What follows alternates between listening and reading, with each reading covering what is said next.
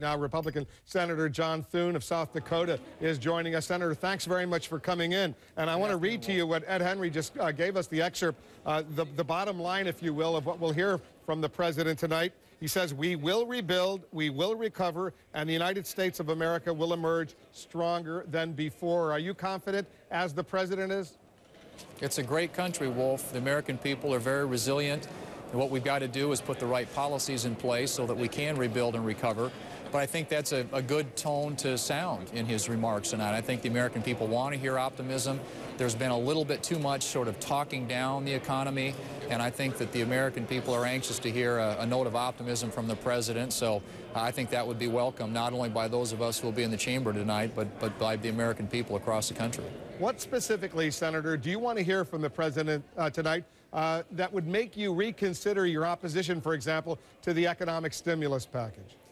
I think the main thing that Republicans will want to hear, one, is that the president, the next time around, is going to work in a meaningful bipartisan way to try and get Republicans involved earlier on in the process, give them some ownership in some of these big issues that we're dealing with. And secondly, I think there are some things that Republicans would like to find common ground on. They're clearly, when it comes to reforming the budget process, entitlements, all the things that are going to cost us into the future, a balanced approach to balancing the budget, doing something about health care reform in the long run. There are lots of big issues, energy policy is another example of that, where I think that Republicans are anxious to work in a constructive way with the president, but it's going to be really important that he reach out to Republicans, and not just in rhetoric, but that be translated to Democrats here on Capitol Hill who, at least with the stimulus, decided to write the thing their way without any Republican input or support.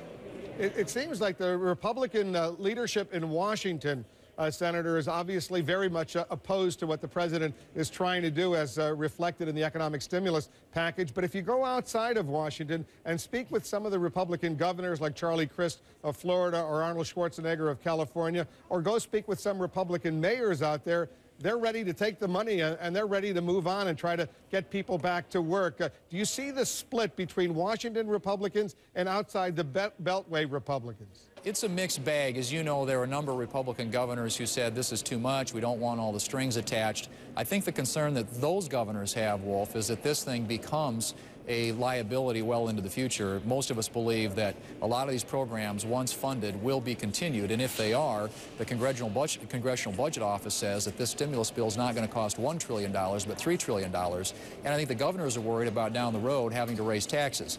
But you correctly point out that there are some governors who are willing to accept the stimulus money. I think it's reflective of the entrepreneurship in the Republican Party. We're a lot of people who have different ideas.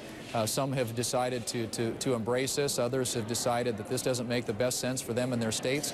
And I think most Republicans in Congress, at least, and what we heard from the American people was that we don't want to see this level of borrowing. Now, the public opinion polls that you're referring to, I think if you asked people a question about whether or not they supported an economic recovery plan that would create jobs, most of them are going to say yes. If you tell them that we're going to borrow the money from the Chinese and hand the bill to our children and grandchildren, and it's going to be trillions of dollars over time, you would get a different response. I want you to listen to this quote from a rising star in the Republican Party, Governor Jon Huntsman of Utah. He's a Republican, and he told the Washington Times this. This is the quote. "I don't even know the congressional leadership. I have not met them. I don't listen or read whatever it is they say because it is inconsequential completely." It seems to be a critique not only of the Democratic leadership, but even the Republican congressional leadership, that they're out of touch with the American people. Those are pretty tough words from Republican Governor Huntsman. I think it's very popular to bash Washington and to bash Congress. It's a very easy thing to do. But I do think what Governor Huntsman is getting at is that the parties need to put good ideas on the table. In the Republican Party, we can't just be the party that says no to the Democrats and to their ideas and no to the president. We have to come up with better policy alternatives, better ideas. And on that point, I don't disagree with him. But I do think that right now they've got a lot of governors who have aspirations beyond their current jobs who are making statements like that because they realize it's very popular with the American people to bash Washington and to bash Congress.